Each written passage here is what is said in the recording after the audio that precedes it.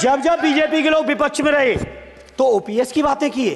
बताएं भारतीय जनता पार्टी के लोग और सरकार में बैठे लोग, 10 साल आपने राज कर लिया है, आखिर 20 करोड़ नौजवानों को रोजगार कहां है? स्वामीनाथन जी को आज तक नहीं माना। अध्यक्ष जी डिस्टर्ब ना करिए। माननीय सभापति महोदय, सद्य नेताजी ने हम लोगों को अपने समाजवादी विरासत में इंसाफ और इंसानियत, न्याय और हक की लड़ाई करना सिखाया है। उस लड़ाई को हम लोग बखूबी अपने नेता आदरणीय अखिलेश यादव जी के नेतृत्व में शानदार तरीके से उस विरासत को न केवल लड़ रहे हैं, बल्कि नेताजी के हर सपने को पूरा करने तक हम लोग चुप बैठने वाले नहीं हैं।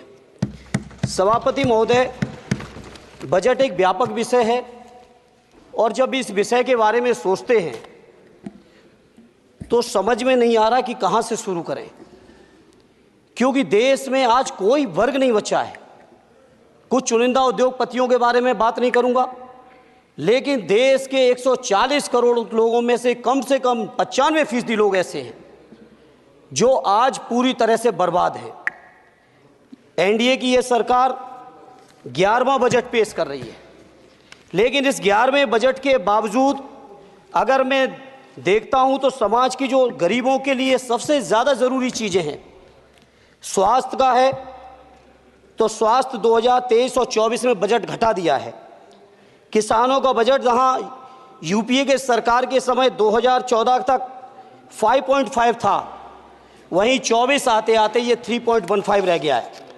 शिक्षा का बजट जहां 2013 में 4.77 था, आज 23-24 आते आते ये 2.5% रह गया है।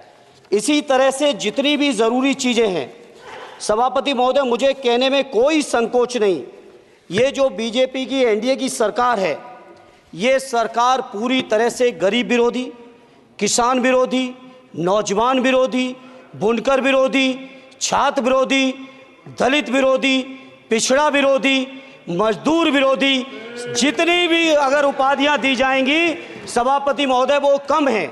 और मैं कोई राजनीतिक भाषण नहीं दे रहा हूं, मैं उदाहरण सहित आपको जब नंबर आए तो बोल देना, और हमें पता है आपका नंबर भी नहीं आएगा आपकी पार्टी में, ये भी पता है हमें। सभापति महोदय, श्रद्धेय नेताजी ने हमेशा कहा है कि चुनाव में या जनता के बीच किया हुआ वादा अगर आप पूरा नहीं करते हैं तो वो भी एक सबसे बड़ा भ्रष्टाचार है, और उस भ्रष्टाचार में अगर किसी ने वर्ल्ड रिकॉर्ड बनाया है तो बीजेपी की और एनडीए की सरकार ने बनाया है। सभापति महोदय, 2014 के चुनाव के समय प्रधानमंत्री जी ने वादे किए कि 2 करोड़ रोजगार हर साल मिलेंगे। स्वामीनाथन जी, जिनको भारत रत्न दिया है सरकार को मैं धन्यवाद देता हूं, लेकिन वो धन्यवाद अधूरा है जब तक उनकी सिफारिशों को नहीं मानते हो। 2007-8 से लगातार मांग चल रही है देश में कि स्वामीनाथन जी की जो सिफारिश है किसानों को 1.5 गुना समर्थन मूल्य देने का, एमएसपी की गारंटी देने का, कानूनी हक और अधिकार देने का, उस गारंटी को आज तक नहीं माना, आज तक नहीं माना, आज तक नहीं माना। स्वामीनाथन जी को आज तक नहीं माना। अध्यक्ष जी डिस्टर्ब ना करिए। सभापति महोदय, मेरा टाइम इसमें काउंट नहीं होगा। आप इधर, अरे यार इसे जीता है तो ज्यादा ना बोलो, मालूम है कितने बड़े तीरंदाज हो। इधर सुनो, स्वामीनाथन जी की आपने नहीं मानी, एमएसपी आपने लागू नहीं की। कितनी बढ़िया बातें कि खाद पे हम सब्सिडी बढ़ा रहे हैं, पहले 50 किलो को 45 किलो, फिर 45 किलो को 40 किलो, और मुझे लगता है कि एक तीसरा कार्यकाल पूरे होते होते केवल 10 ही किलो बचेगा खाद के कट्टे में, इससे ज़्यादा नहीं बचेगा। मंडी एक नहीं बनाई, आत्महत्या इतनी कर रहे हैं किसान, और किसान अगर अपनी एमएसपी की मांग करते हैं, हजारों किसान यहीं दिल्ली की सीमा पर मारे जाते हैं, और आप सोचते हो कि आपकी बात को कोई समझेगा नहीं। सभापति महोदय, नौजवानों को कितना गुमराह किया गया। नौजवानों से कह दिया गया हर साल 2 करोड़ रोजगार। मैं आज सवाल पूछता हूं अपने नौजवानों की ओर से, बताएं भारतीय जनता पार्टी के लोग और सरकार में बैठे लोग, 10 साल आपने राज कर लिया है, आखिर 20 करोड़ नौजवानों को रोजगार कहां है? अरे छोड़िए यार, अबे कोई नोटिस नहीं लेता तुम्हें, छोड़ो छोड़ो, कोई नोटिस नहीं लेगा तुम्हें। 20 करोड़ नौजवान कि रोजगार का हिसाब कहाँ है। आज 11वें बजट में जब याद आई तो वो भी ट्रेनिंग की बात करते हो। मैं कहना चाहता हूं IIM IIT के नौजवानों को रोजगार नहीं दे पा रहे हो। आप सोच रहे हो इंटर्नशिप के इस छोटे से शगुफे से नौजवान खुश होंगे? देश के नौजवान खुश होने वाले नहीं है। सभापति महोदय, शिक्षा के मसले पर लगातार बजट घटाया जा रहा है, लगातार सरकारी शिक्षा कम की जा रही है, और ये बीजेपी की सरकार की लगातार प्रयास है कि नौजवान शिक्षित होंगे तो सवाल पूछेंगे। देश की JNU से लेके BHU से लेके MU से लेके जितने बड़े संस्थान हैं, सारे संस्थानों को बर्बाद कर दिया है। एक भी दलित, एक भी पिछड़े, कहीं आपका वाइस चांसलर नहीं है। लगातार जितने भी आपके professor, associate professor, assistant professor की नियुक्तियों में RSS का जब तक कोई फंडामेंटल कोर्स नहीं करेगा, बेसिक कोर्स, तब तक उसकी नियुक्ति नहीं होगी। आप क्या सोच रहे हो देश नहीं देख रहा है नौजवान? UGC का बजट लगातार कम किया जा रहा है। मेरा खुला आरोप है इस सरकार पर कि ये सरकार शिक्षा को प्राइवेट करके, शिक्षा को मुट्ठी भर उद्योगपतियों के हाथों में देके, शिक्षा को चुनिंदा लोगों के हाथ में देके, देश के 140 करोड़, जिसमें मैं समझता हूँ 90% लोग गरीब हैं, उन गरीबों के हाथों से शिक्षा को छीनने का ये जो आपकी सरकार षड्यंत्र कर रही है, इसके लिए हम लोग इस मौके पे विरोध करते हैं। लगातार फीस बढ़ा रहे हैं, शिक्षकों की कमी है, रोजगार आप दे नहीं पा रहे हो, सामाजिक असमानता। सभापति महोदय, 2014 में जिस समय सरकार बनी थी NDA की, उस समय देश की जितने भी जो आर्थिक चीजें थी, जो वेल्थ थी, उसमें पिछड़ों की हैसियत 17% थी, 17%, और आज 10 साल की NDA की सरकार के बाद पिछड़ों की आर्थिक हैसियत हो गई है केवल 9%। मैं कहना चाहता हूं चुनौती के साथ, वित्त मंत्री अपने जवाब में बता दें, अनुसूचित जनजाति का एक भी व्यक्ति देश में अरबपति हो तो बता दो, एक भी अरबपति हो तो बता दो, एक भी दलित को अरबपति आपने बना दिया हो तो बता दो, एक भी पिछड़े को बना दिया हो तो बता दो। आप जवाब में दे देना, आप डेटा दे देना, आप डेटा दे देना, हमारी दबाव नहीं रुकेगी। सभापति महोदय, जब बीजेपी की सरकार, जब बीजेपी के लोग विपक्ष में रहे तो OPS की बातें किए। 10 साल से आप सत्ता चला रहे हो, 11वां बजट पेश कर रहे हो, पूरा देश आज OPS के लिए, सरकारी कर्मचारी परेशान है, कहीं OPS की चर्चा नहीं है, पुरानी पेंशन की कोई चर्चा नहीं है। सभापति महोदय, पुरानी पेंशन तो पुरानी पेंशन, हम मांग करते हैं, बहुत बड़े राष्ट्रभक्त आप बनते हो, मैं मांग करता हूं देश के पैरामिलिट्री फोर्सेस को आप पुरानी पेंशन दीजिए।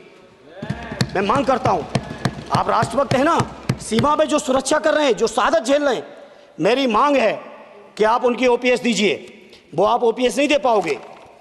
इसी तरह से सभापति महोदय, देश के अंदर बहुत से ऐसे संविदा कर्मचारी, एक से एक बढ़िया फार्मूला, अब कानूनन मंडल आयोग लागू हो गया तो कैसे पिछड़े और दलितों को रोकें? तो संविदा कर्मी की प्राइवेट कंपनी, प्राइवेट आपने आउटसोर्सिंग कर दी। आउटसोर्सिंग के कारण से देश के सारे दलित, सारे पिछड़े, सारे आदिवासी आपकी सेवाओं से बाहर हो गए, उनके पास कोई कानूनी हक नहीं। तो ये जो आरक्षण को खत्म करने के तरह तरह के जो आप लोग षड्यंत्र अपना रहे हो, इस षड्यंत्रों को देश का जनमानस पूरी तरह से जान भी चुका है, पहचान भी चुका है, और इसीलिए उत्तर प्रदेश से तो आपको कर ही दिया है बाहर, देश से भी बाहर जल्दी करेंगे, और हमारे साथी मिलकर दूसरे प्रांतों से भी बाहर करेंगे।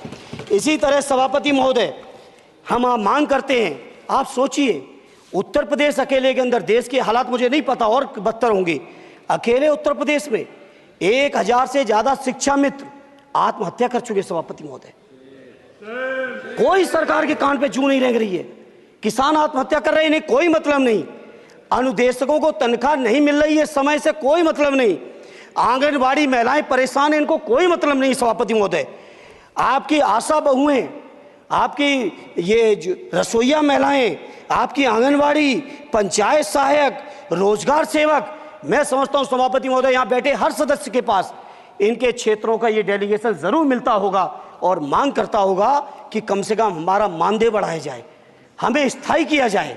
सभापति महोदय, इसके लिए सभापति महोदय, मेरी पार्टी के किसी भी मेंबर से हम नंबर कम कर लेंगे, टाइम, मेरा टाइम बढ़ा दीजिए, बढ़ा दीजिए, कोई भी मेंबर हमारे लिए दे देंगे टाइम।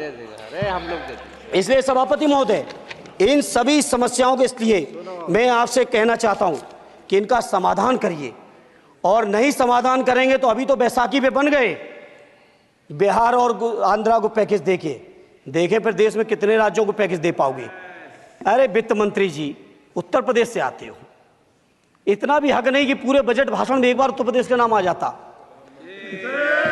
इतना अयोध्या से नफरत हो गई, अयोध्या से अवधेश जी क्या जीत गए, आप लोगों को इतनी नफरत हो गई कि एक भी उत्तर प्रदेश का एक बार भी नाम नहीं आया सभापति महोदय। इसे मैं आज इस मौके पर सभापति महोदय देश के गरीबों, किसानों, नौजवानों, व्यापारियों, बुनकरों सभी की ओर से कहना चाहता हूं, ये बजट देश विरोधी बजट है। कुछ समस्याओं के लिए सभापति महोदय संवेदनशीलता के साथ मैं कहूंगा सरकार को विचार करना चाहिए। श्रद्धेय नेताजी जब रक्षा मंत्री थे, उन्होंने व्यवस्था दी थी कि देश के अंदर जो भी सैनिक शहीद हुए हैं उनको ससम्मान उनके घरों पे जाके राष्ट्रीय सम्मान के साथ उनकी अंत्येष्टि हो। मैं उन्हीं की परंपरा को आगे बढ़ाते हुए एक और मांग करता हूं सभापति महोदय कि जो हमारे शहीद जिनकी अंत्येष्टि स्थल जहां कहीं भी बना हो, जिस भी परंपरा से बना हो, अरे आपको कुछ नहीं पता है, अरे यही तुम्हारे सैनिकों के लिए यही तुम्हारा भाव है। सभापति महोदय, आप बोले सभापति महोदय, मेरा अनुरोध है अग्निवीर की योजना खत्म की जाए। ये 4 साल के सैनिक से देश की उतनी मजबूत रक्षा नहीं हो सकती। नौजवानों को गुमराह करके केवल 4 साल, उन्हें दो ना 60 साल तक रिटायरमेंट, 4 साल बाद वो कहाँ नौकरियां ढूंढेंगे। इसे मेरी मांग है अग्निवीर की योजना खत्म की जाए। साथ ही साथ मेरी एक मांग और है कि जो शहीदों की शहादत स्थल है उसको शहीद स्थल के तौर पर डेवलप करने के लिए केंद्र सरकार को अतिरिक्त बजट देना चाहिए। मैं नहीं समझता हूं इसमें किसी को कोई दिक्कत होनी चाहिए। इसी तरह सभापति महोदय, बातें बहुत लंबी लंबी की जाती हैं, थोड़ा सा मैं अपने क्षेत्र के बारे में कहूँगा। आदरणीय हमारे नेता माननीय राममूर्ति वर्मा जी ने भी कहा है, माननीय लालजी वर्मा जी ने भी, जो बाढ़ की समस्या है, जो समस्या बिहार में है नेपाल से पानी छोड़ने की, वही समस्या उत्तर प्रदेश की भी है। और विशेषकर पूर्वी उत्तर प्रदेश में अगर आप चलिए तो खीरी से शुरू करेंगे, पीलीभीत खीरी से लेके पूरा आप चले जाइए और एकदम कुशीनगर बॉर्डर तक, बिहार बॉर्डर तक पूरी की पूरी समस्या है। घाघरा जब आती है तो मैं समझता हूँ इन जिलों के लाखों लोगों को तहस नहस करके चली जाती है। जितना विकास होता है सभापति महोदय, बरसात के समय वो सारा का सारा विकास पूरी तरह से खत्म हो जाता है। इसलिए मेरी मांग है केंद्र की सरकार से कि बजट आप पास कर रहे हो तो कम से कम उत्तर प्रदेश से इतनी नफरत ना करो।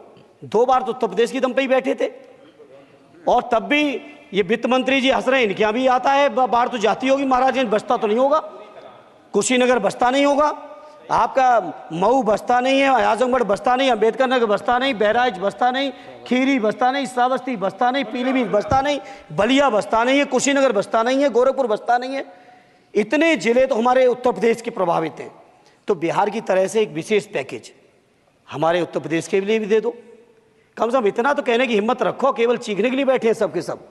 सभापति महोदय, दूसरा एक मैं बात, हमसे पूर्व जो सांसद रहे हमारे आजमगढ़ के, बड़ी लंबी लंबी बातें की, गोरखपुर से आजमगढ़ होते हुए बनारस तक का हमने रेलवे लाइन स्वीकृत करा दिया। सभापति महोदय, मैंने जब पता किया अधिकारियों से तो सच्चाई ये है कि अभी उस पर एक भी पैसे का बजट का आवंटन नहीं है, नहीं है बजट का आवंटन। हाँ, आज आप ही ने तो पेश किया बजट, आप ही तो साइन किए हो, निर्मला जी ने तो किया नहीं होगा, आप ही ने किया होगा। तो सभापति महोदय, उस पर बजट भी आए, उस पर बजट भी आना चाहिए। दूसरा सभापति महोदय, ये जो समस्या है बाढ़ वाली, मैं समझता हूं कोई अकेले मेरी नहीं है, मेरे अकेले क्षेत्र की नहीं है। जो भी संवेदनशील व्यक्ति होगा इस पर जरूर गंभीरता से सोचेगा, उसको सोचे।